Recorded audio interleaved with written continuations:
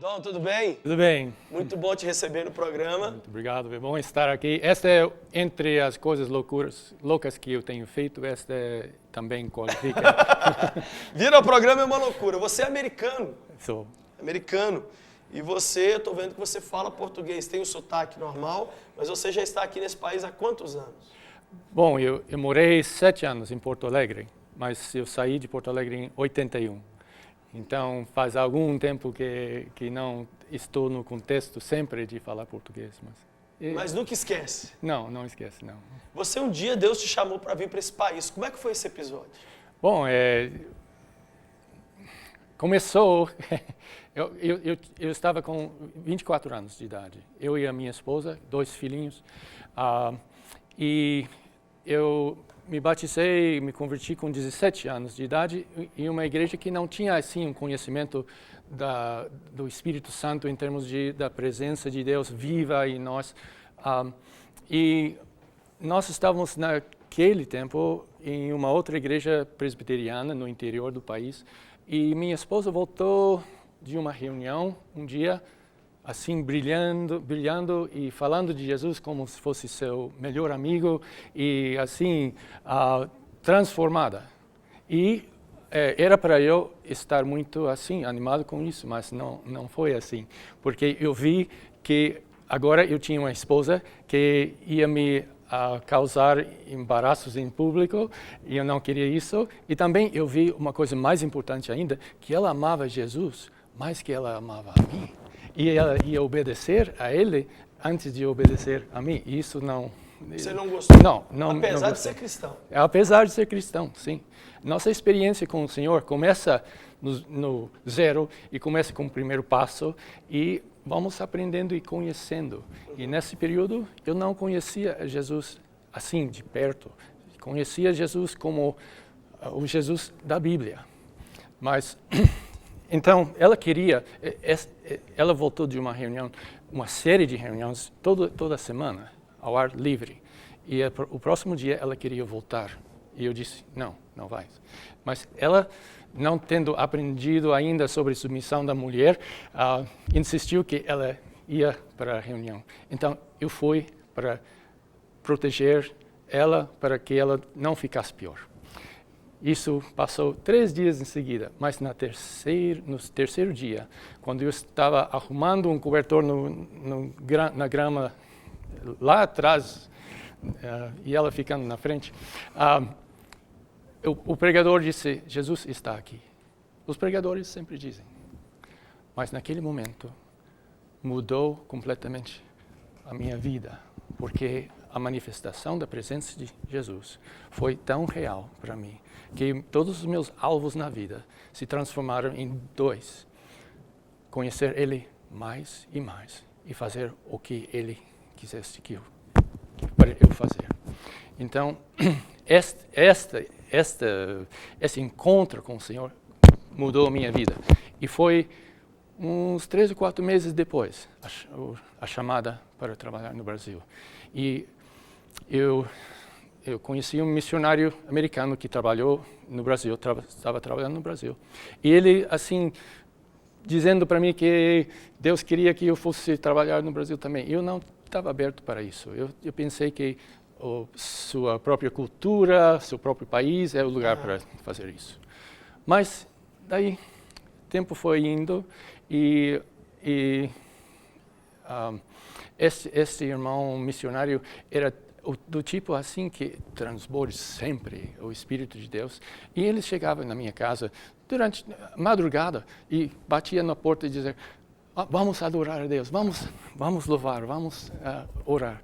E a gente não levava mal, porque nós também estávamos cheios do Espírito nesse tempo.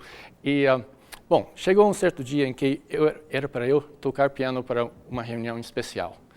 E esse missionário tinha estado viajando e eu não esperava que ele fosse nesta reunião. Mas eu cheguei cedo e daí ele entrou. Ele colocou no meu bolso, parecia $5. E eu não olhei, mas eu pensei que era estranho, porque ele era missionário e eu que tinha emprego. Mas naquela mesma tarde, eu tinha dado $5 para um amigo pobre e pensei, Deus, como tu és, né? Mas começou a reunião e o pregador disse, eu quero que todos peçam 3 coisas de Deus.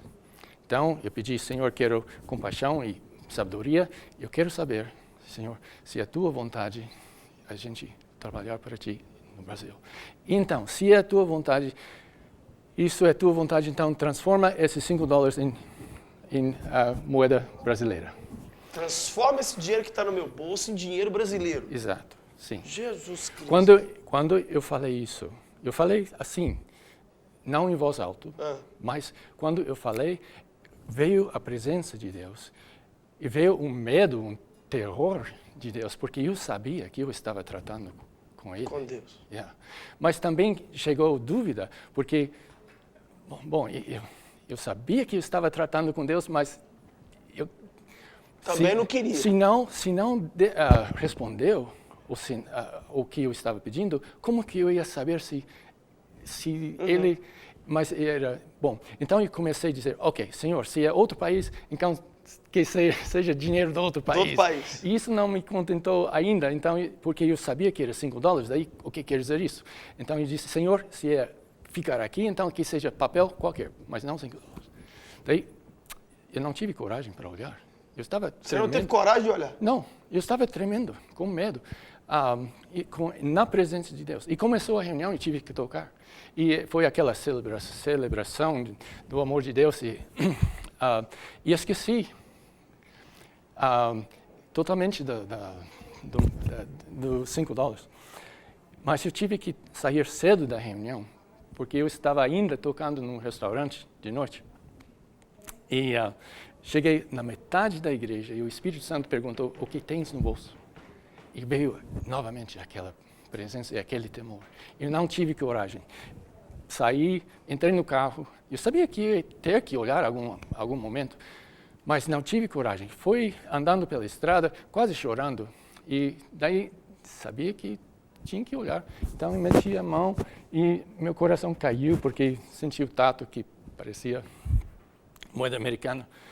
Então, estava noite, então eu tive que acender a luz do carro. E acendi a luz e li Banco Central do Brasil, um cruzeiro.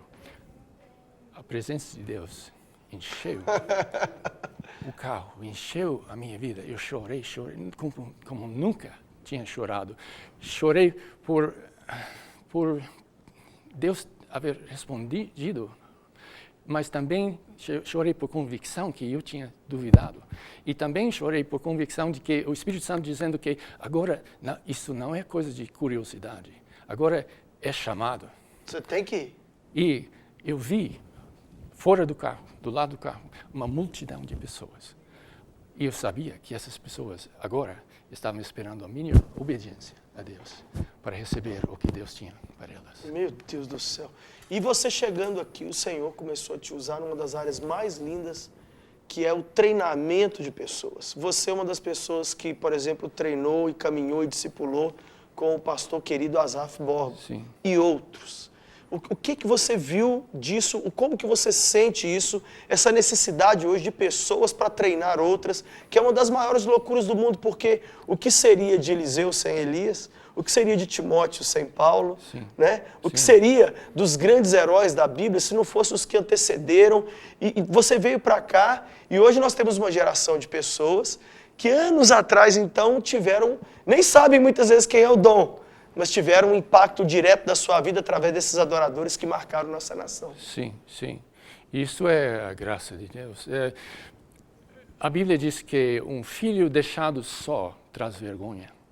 E é muito importante que os filhos que se convertem a Jesus, que tenham pais. Porque um filho não sabe, não é que ele é mau, é porque ele não sabe. E também ele é mau e precisa ser tratado e ensinado. Mas nós todos somos assim. E eu cheguei onde eu estou porque homens fiéis na minha vida passaram o bastão. Passaram, sim. É uma corrida de bastão. Sim. E não sai de um livro de estudos, sai assim da vida, da convivência com o Senhor. O Espírito dia a dia Santo. com o Espírito Sim, Santo. Sim, e a Bíblia tem toda, assim, indicação E o Espírito usa esta palavra escrita para direcionar e para tudo. Mas precisamos ter alguém do nosso lado. Não? Existe a necessidade de submissão à autoridade, que parece algo assim em cima, mas realmente não é tão em cima. Jesus não andou em cima dos discípulos, ele andou do lado dos discípulos. Ele com toda a autoridade, que lindo, mas lado a lado, na vida. E a vida deu as oportunidades para o ensino. Jesus usou a própria vida para trazer os ensinos. Tom, hoje você é uma pessoa fascinante, que tem tanto a passar. Eu vejo a vida de Deus, os seus olhos brilham quando você está contando essas experiências. A gente não tem, infelizmente, o tempo que a gente gostaria, mas eu quero, antes do Dom pegar o violão aí para adorar a Deus também com a gente com a canção, quero fazer para ele a pergunta mais difícil. Dom Stoll, nunca é tarde para quê? Nunca é tarde dizer sim, Jesus. Nunca é tarde para dizer sim para Jesus. Sim, alguém sim. Que já disse não para ele, nunca é tarde para voltar atrás e dizer sim para Jesus. Vamos adorar a Deus, pega esse violão, cante, adore o Senhor. Ele vai adorar a Deus com uma canção em inglês. E o refrão da música diz assim: será que importaria? Fez alguma diferença se a lenha sobre a qual o fogo caiu estivesse molhada ou não? A verdade por trás disso aí é o seguinte: faz alguma diferença se eu e você estamos mal ou não, arrebentado ou não, doente ou não? Quando a graça de Deus vem sobre nós, a lenha do jeito que tiver vai pegar fogo. Isso. E é esse fogo do Senhor que vai pegar na nossa vida, não é isso, não? Isso. Amém. Adora o Senhor aí. O segundo versículo fala de Lázaro. E pergunta a mesma pergunta. Se importou que Lázaro fosse assim, a carne já apodrecendo, quando Jesus chamou, vem para fora? Que lindo. Não fez diferença. Não fez diferença. Did it matter that the wood was soaking wet when God sent down the fire? Did it matter that the wood was soaking wet when God sent down the fire? No, no, no, it didn't matter.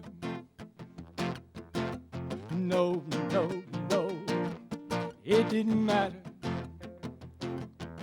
Did it matter that the flesh was in decay when Jesus said, "Come forth, Lazarus"? Did it matter that the flesh was in decay when Jesus said, "Come forth, Lazarus"? No, no, no, it didn't matter. No, no, no, it didn't matter. And when 5,000 people needed fed from just 2 fish and 5 small loaves of bread, did he send folks home? Did he run to town? Did it strain his power? Did it slow him down? No, no, no, it didn't matter. The fire of God burns water just like wood, and any flesh can be restored by God's word. There's never a lack where Jesus is. Jesus is all that matters. There's never a lack where Jesus is. Jesus is all that matters.